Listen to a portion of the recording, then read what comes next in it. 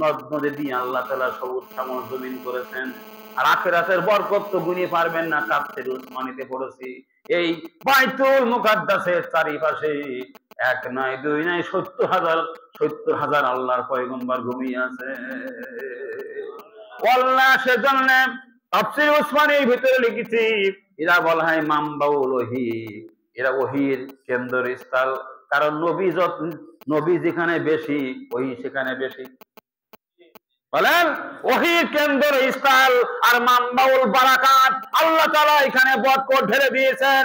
সেই কারণে আল্লাহ রাসূল সাল্লাল্লাহু আলাইহি সাল্লাম 16 থেকে 17 মাস এই মসজিদে আকসার দিকে ফিরে নামাজ পড়তেন। বাইরে আমাদের প্রথম কিবলা না, প্রথম কিবলা।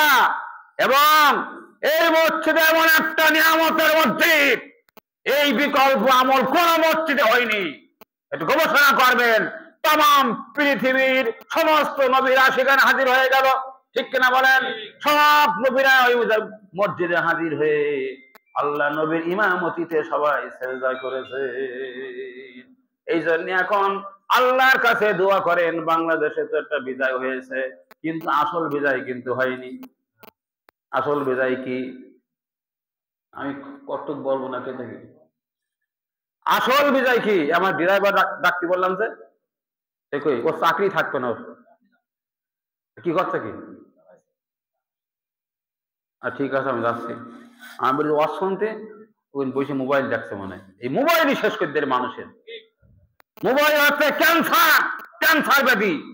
আপনি জানেন না এই মোবাইল আপনার সোনার ছেলেকে নষ্ট করে দিচ্ছে। এগুলো বন্ধ করেন। বন্ধ হবে, বন্ধ হবে। আল্লামা সাইদি বলে গেছে শুধু পার্লামেন্টে একটা আইন হবে, মোবাইলে কোনো অশ্লীল ছবি দেখানো যাবে না। একটা আইন করুক। আর ওই চ্যানেল কি ফেরেশতারা চালায়? নাস্তা করি ওই চ্যানেলে কোনো খারাপ ছবি দিলে ওর পাশায় 3 বেদ আর জরিমানা 1 লাখ টাকা। আর দেবে? ভাইরা আমার, সেজন্য শোনেন, আল্লাহ রাস্তে বলছি, তাদের এই বরকতের কথা বললাম। এবার হচ্ছে লিনুরিয়াহু মিন আয়াতিনা। তার আগে দিয়ে আমি একটি কথা ভুলে গেছি, মেরাজটা কেন হলো? একটা প্রশ্ন, আল্লাহ মেরাজ কেন করালেন? আমার ভাইরা নতুন কিতাবে দেখলাম, খুব কান পেতে শোনেন, মেরাজটা কেন হলেন? এটা মানুষ বলে না। মেরাজের 2টো কারণ আমি পেয়েছি, 2টো কারণ।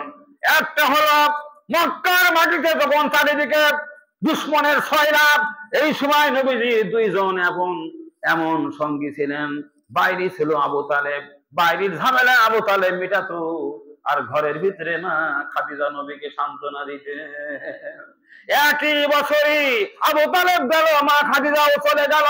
এই জন্য হাদিসে লিখেছে আমুল হুজুন, এরা ছিল নবীর দুঃখের বছর।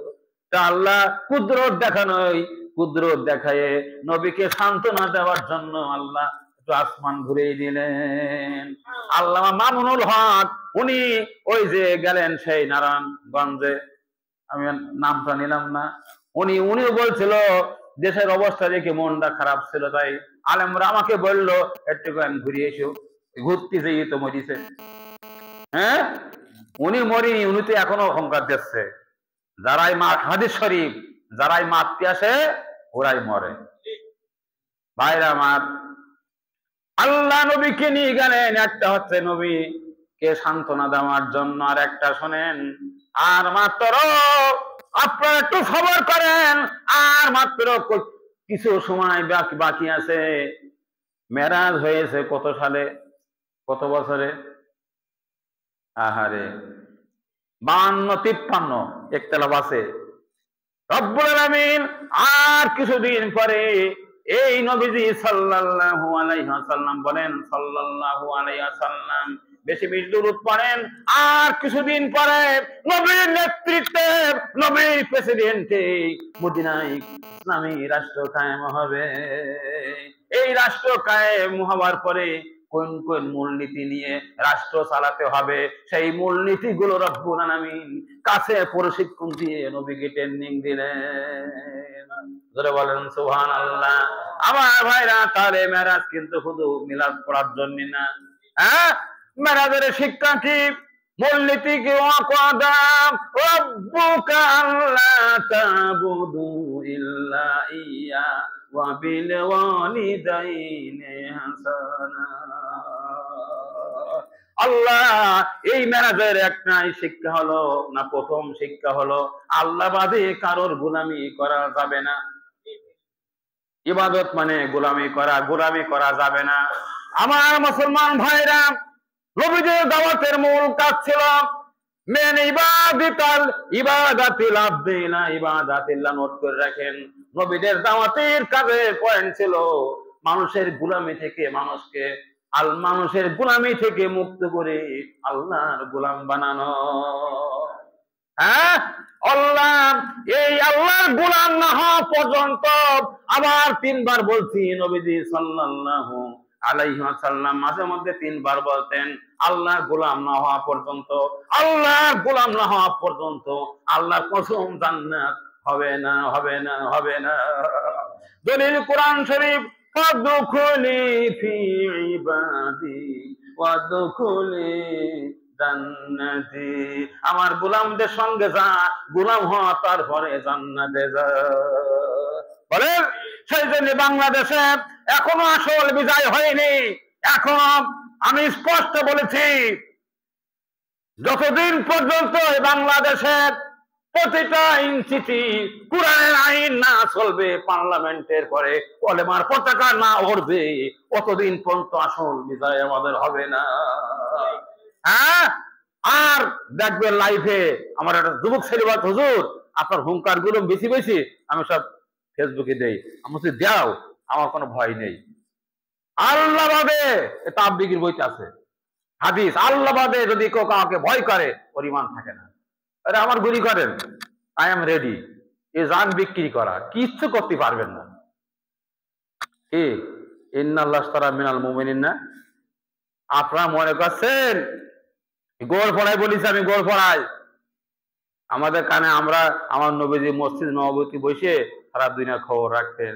এখন অন্যদিকে কোনো রকম কাজটা হচ্ছে না বলে এসে আবল তাবল করেন না। আপনারা আল্লাহ নিয়ামত দেশে সবাইকে ডাকছি, আমরা জাতীয় ঐক্যে এক থাকি, ঠিক কিনা? আমরা জাতীয় ঐক্যের বিরোধী নয়, তবে উল্টো পাল্টা কথা বলেন না। এই কথাগুলো বললে আমাদের কষ্ট লাগে।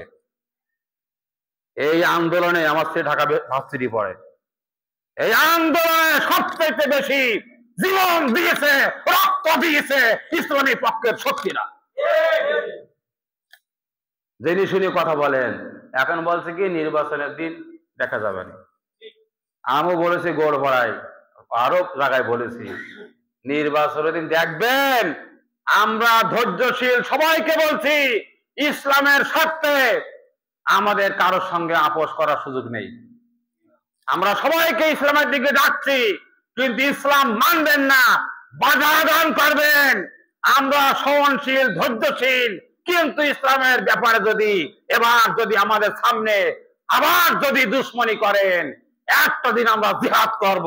আল্লাহর ঘরে বসে বলছি, ভোটের দিন মাথায় কাপড়ে কাপড় বেঁধে ওই দিন লড়াই হবে। অত সহজ না। ইসলাম পার্লামেন্টে আমরা নিয়ে যাব, জীবন থাকতেও পারে। আরে আবু সাইদ মরিয়ে, আমি তো বলছি আল্লাহ যদি আমি আবু সাইদ হতাম, কি সোনার জীবন পেয়ে গেছে বলেন যে। আল্লাহ তাহার দুনিয়াও সম্মান দেশে, আখেরাতেও।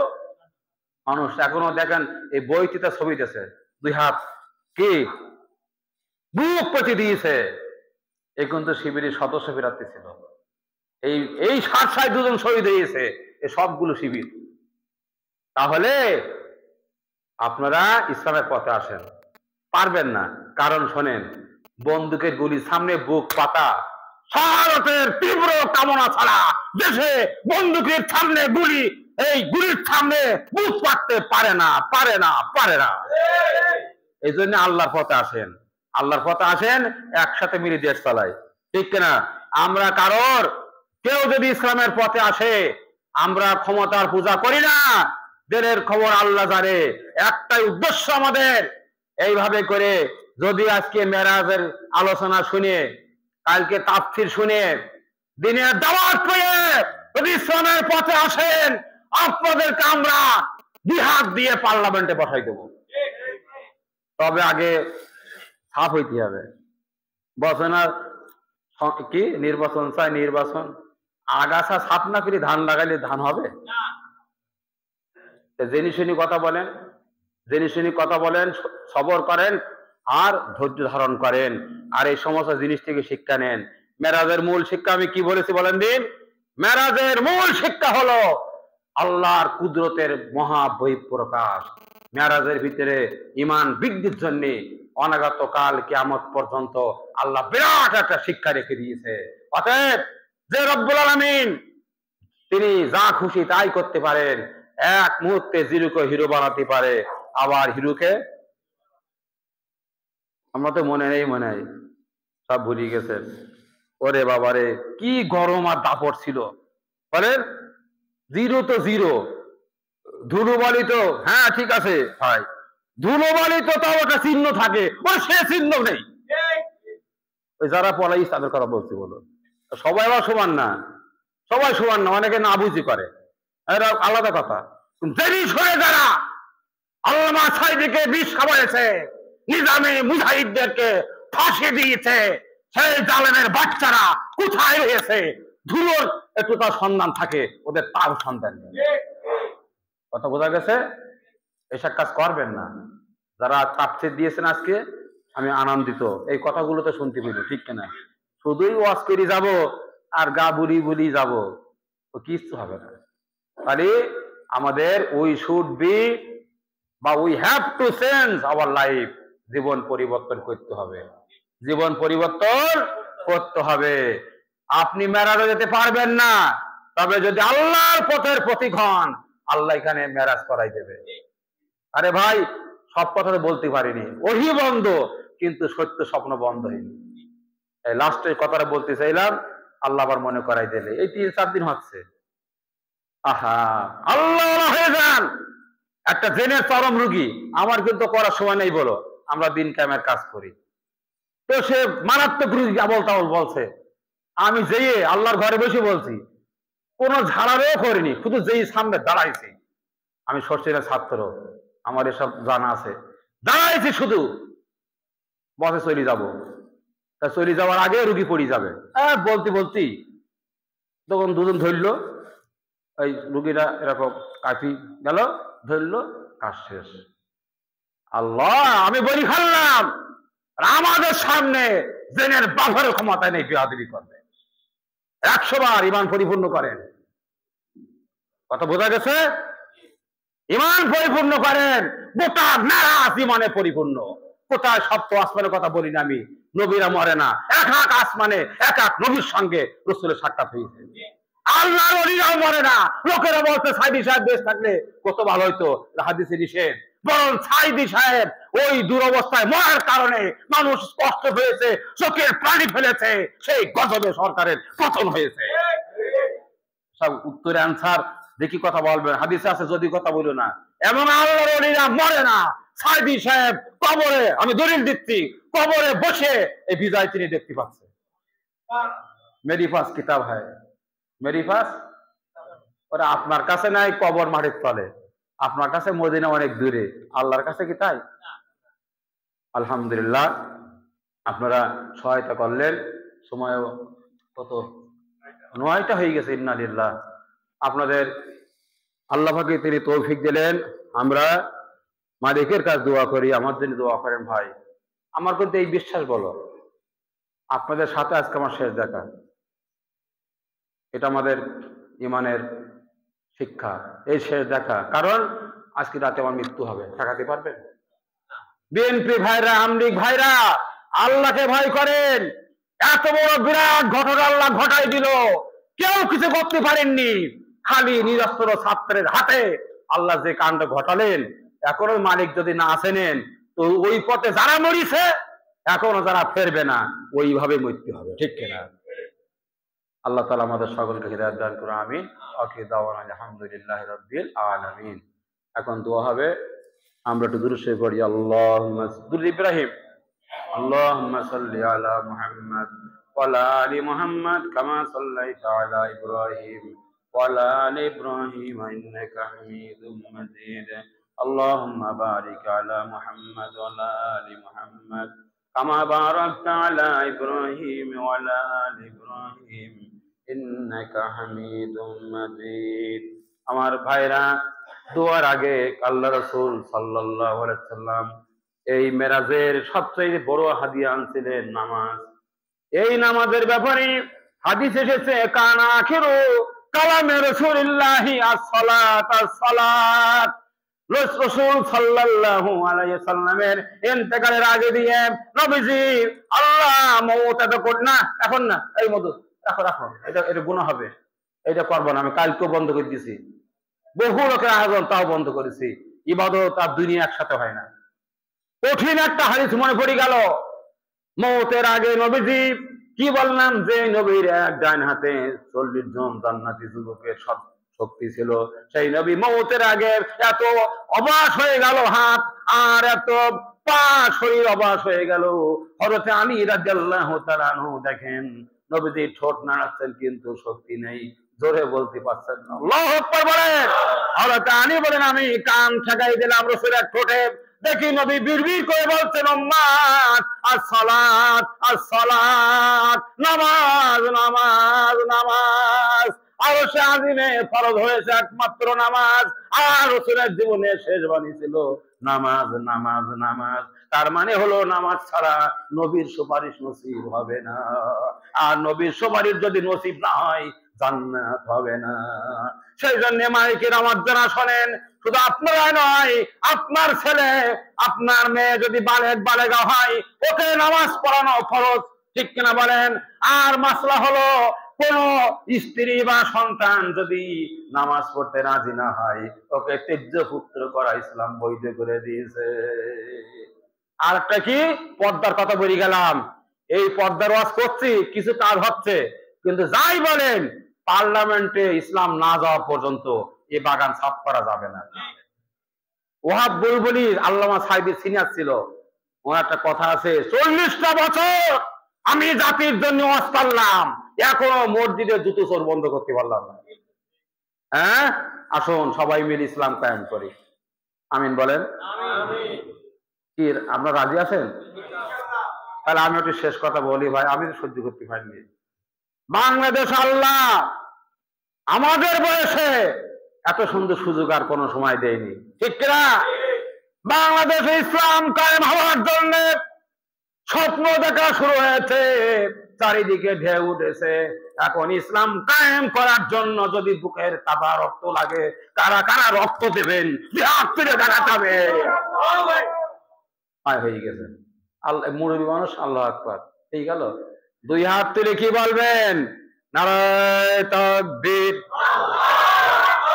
মরলে শহীদ বাঁচলে গাজী। এই স্লোগানও জানা, ল্যাংমারি ফিল দেবে আপনার, সব জায়গায় পরিশোধন লাগবে, ঠিক কিনা? জালো রে জালো, কি হবে? কোরআনের আলো জালো। কথা বলে না, শুধু নামাজ পড়ি বাড়ি চলে যায়। ওরা বলে জালো রে জালো, আগুন জালো, আর আমরা কি বলছি? জালো রে জালো, পার্লামেন্টে কোরআন জালো, ঠিক কিনা? হুজুর এক জায়গায় কিছু হুজুর আপনি ওয়াজ বলে স্লোগান দেন দেখি, সব জায়গায় হুজুর করবে, তোমরা কি করছো?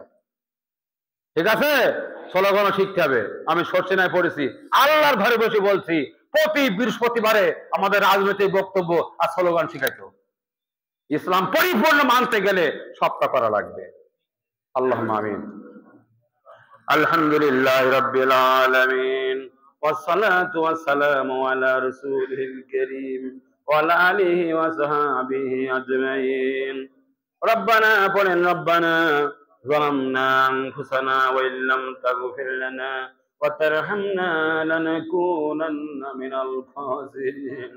আল্লাহ তাআলা, আল্লাহ লম্বা সময় ধরে তোমার বান্দারা এই জান্নাতের বাগানে, আল্লাহ দিনের বাণী, জান্নাতের বাণী শোনার জন্য যারা সময় দিলেন, আল্লাহ এই জান্নাতের বাগানে সময় দেওয়ার কারণে, দিনের বাণী শোনার কারণে আমাদের আজকের মতো আল্লাহ তুমি দয়া করে মাফ করে দাও।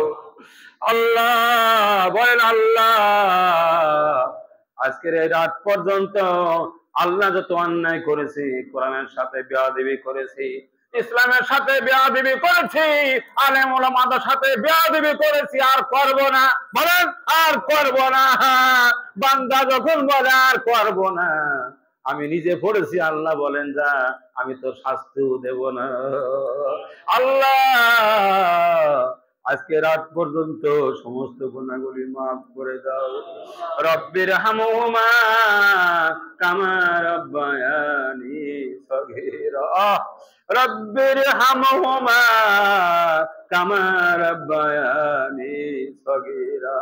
আমার ভাইজানেরা, একটু প্রত্যেক দিন আব্বা মানে চিন্তা করবেন। আপনিও বাপ, আপনার স্ত্রী মা, কত কষ্ট করলে একটা সন্তান মানুষ হয়। আল্লাহ হাজারো দুঃখ কষ্ট সহ্য করে আমার মা জননী এই শীতের রাতে সন্তানের পিসাবের কারণে আল্লাহ ভিজা জায়গায় মা শুয়ে বুকের পরে সন্তানের রাত কাটাইছে। আল্লাহ দরদের মা,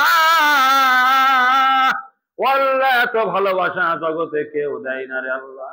এই মাকে তুমি মাফ করে দাও আল্লাহ। কবরে যখন যাই মনে বলে মা মা বলে ডাকি, আমার মা শুধু মুখে হাত বলে দিত আল্লাহ আল্লাহ, মার পাবো না, একটু দয়া করে জান্নাতে মার মুখে চুমু খাবার তো হয়ে গেল।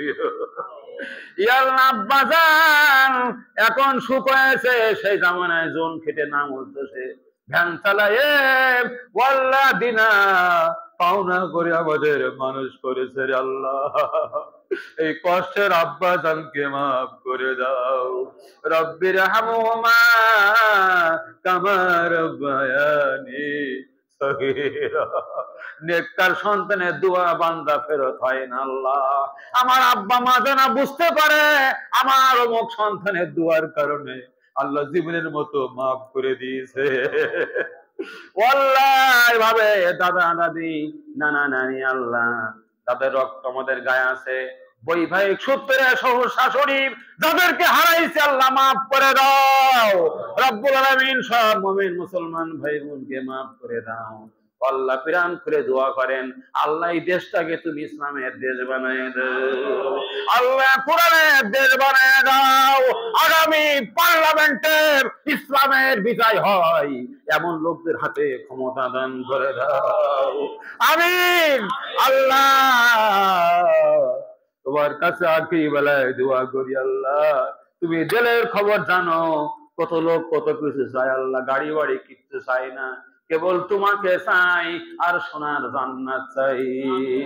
ও আল্লাহ জানমাল যা দেওয়া লাগে তুমি নাও আল্লাহ, তবে আমাদের জান্নাত থেকে বঞ্চিত করবো না, করবো না। জাহান্নামে এক সেকেন্ড জ্বলতে পারবো না, পারবো না, পারবো না। গভীর রাতে এইভাবে কানবেন, একদিন কান্না কবুল হলে আপনি জান্নাতি বান্দা হয়ে যাবে।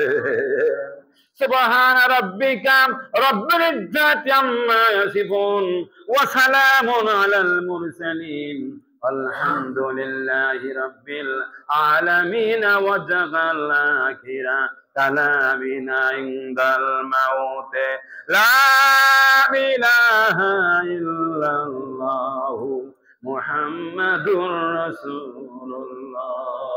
আসসালামু আলাইকুম।